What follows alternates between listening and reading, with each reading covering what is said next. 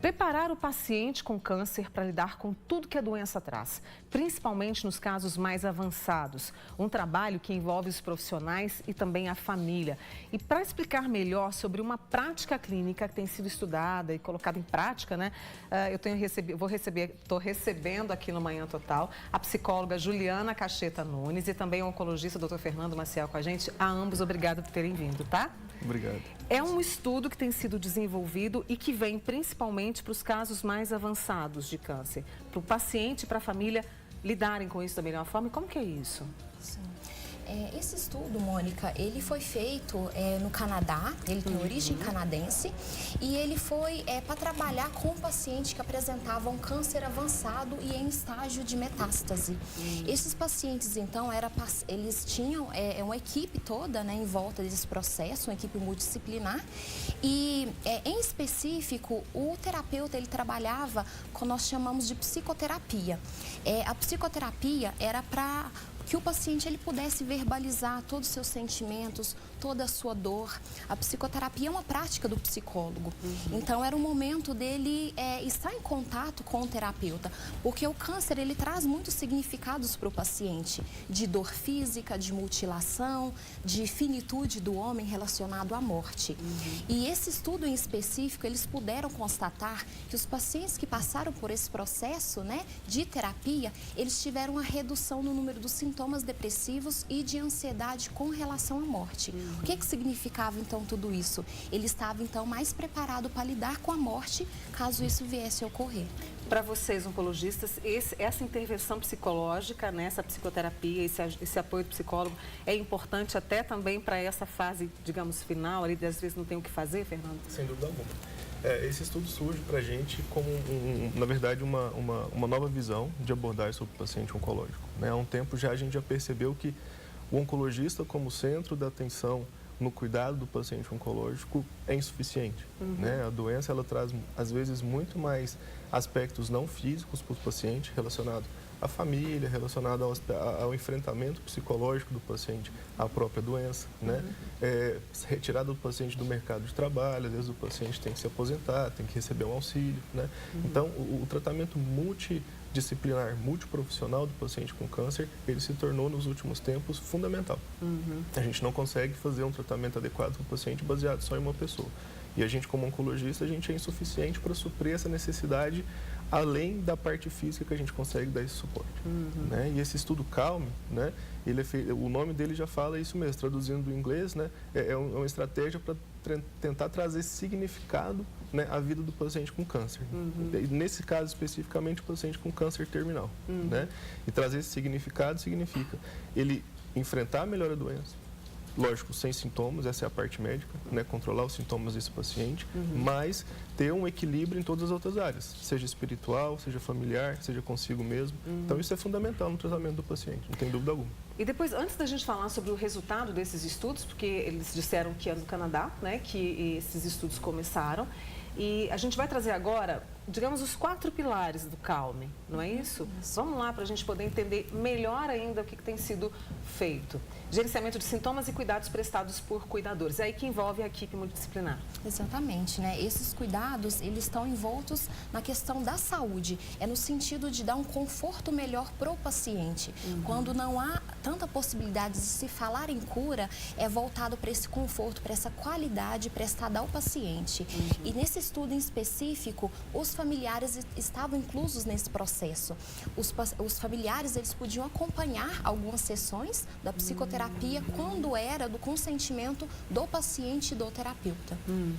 Vamos passar para o próximo pilar? Vamos lá? Desse novo estudo que tem sido divulgado, né, para pacientes com câncer em estágio avançado. Mudanças na personalidade e relações com os outros. Isso acontece muito, porque, né, eu fico imaginando quando o médico, né, Fernando, tem que dizer para o paciente, para a família, olha, até a forma, e o CALM prevê isso, a forma como você vai dizer isso, não é? Sim, sem dúvida alguma. Como o paciente ele recebe essa notícia, essa informação, né, de que ele tem uma doença intratável ou que ele tem uma doença que vai levá-lo à morte fatalmente, né?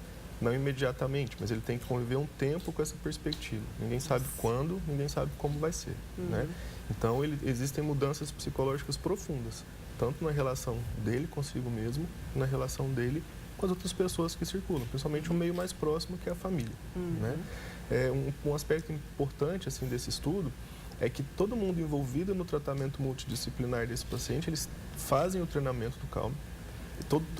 Todo agente, seja nutricionista, seja o assistente social, seja o psicólogo, seja o médico, seja um clínico geral que dá um suporte para esse paciente, todos eles são treinados no CALM e eles, anteriormente, o acompanhamento psicológico, ele dependia do encaminhamento do médico para que ele sentia essa necessidade do paciente para encaminhar para o psicólogo. Nesse estudo, não. Tipo, qualquer agente envolvido no cuidado desse paciente de alguma forma tem a capacidade de reconhecer essas alterações psicológicas e já fazer a referência para o profissional da área de psicologia para começar a sessão de psicoterapia. Então, isso é importantíssimo, né? Então, tira do médico esse papel, esse ponto principal de referenciar o paciente. Não. Qualquer agente que está envolvido no cuidado desse paciente, inclusive os familiares, né? Tem a capacidade já de levar essa demanda e encaminhar esse paciente para o cuidado psicológico. Isso faz uma diferença, eu imagino, não é? Com certeza, né? E eles levam muito medo, eu imagino, assim, o que passa pela minha cabeça, muito medo e muita angústia. Sem dúvida, né? Porque o câncer, ele traz essa representação para o paciente, né? E relacionado a essas questões, né, da personalidade, o paciente, ele tem uma mudança de ver o mundo, de ver o outro, porque ele passa a valorizar coisas que antes ele não dava tanta importância, coisas tão pequenas, né? Então ele passa a valorizar mais isso. Isso Mas é aí, muito importante. Antes, eu imagino que vocês têm que lidar com a raiva, porque deve virar raiva. Sem dúvida, Puxa, né? Por que comigo? Porque tem todo um processo, né, que ele passa do diagnóstico ao receber a doença, porque tem aquele baque. Uma vez eu escutei um paciente me falando, quando eu recebi a notícia, é como se o mundo tivesse desabado sobre mim. E realmente, né, gera muita dor e muito sofrimento para ele. Vamos ver o terceiro pilar dessa nova prática clínica que a gente discute aqui no Manhã Total? Vamos lá? Bem-estar espiritual, significado e propósito. Porque a partir do momento que vocês trazem isso, ele tem que descobrir uma nova forma de enfrentar a vida. Sem dúvida. Sim. A espiritualidade, ela entra no contexto da fé, da crença do paciente, em acreditar em algo superior. E ele usa isso como um fator de enfrentamento. Olha, tem uma amiga dizendo que ontem perdeu um ente querido por câncer. Estávamos preparados para isso. E essa preparação que o CALM traz, não é? Isso. Exatamente isso. Para que as pessoas... Tanto para o paciente quanto para o familiar, aquele cuidador que está envolvido com o paciente. Né? Para que isso... para que diminua o estresse desse momento final do paciente. Nossa, muito difícil. Vamos para o quarto pilar? Vamos lá? Do CALM, esse estudo que tem sido feito e ganhou o mundo. Preocupação com o futuro relacionado à morte. Como? Isso é importante porque, a partir desse momento que ele recebe o diagnóstico de uma doença fatal, ele sabe as responsabilidades que ele tem, seja com a família, né, alguma dependência que ele traz com ele. Né? Ele tem que pensar em como é que ele vai prover esse futuro dessa família que vai ficar, desses filhos que vão ficar, às vezes são filhos pequenos. Né? Então, essa preocupação realmente com o futuro, né? Seja dele e seja da família que está ficando, isso para o paciente, isso é devastador. Né? Se a família vai conseguir se manter, se a família vai seguir de acordo com o que ele achava que ia acontecer, né? As expectativas que ele tinha daquela família, será que aquilo vai se concretizar realmente, né? Tem o equilíbrio, né, entre o racional e as emoções. E o resultado desses estudos, o resultado dessa prática? O que vocês têm percebido? Sim, esse estudo especificamente, o desfecho principal que ele utilizou foi a depressão, né? Que é talvez o diagnóstico mais comum dos pacientes e dos familiares nessa fase de final de vida, né? Então, eles utilizaram esse desfecho como se esse estudo, se essa nova estratégia promovesse uma diminuição nos sintomas depressivos desse paciente, isso que representaria uma melhora em qualidade de vida para esse paciente, né? Então, esse estudo era positivo. Esse estudo o resultado foi basicamente isso. Ele foi positivo, ele diminuiu a quantidade de diagnósticos de depressão nesses pacientes em final de vida, né?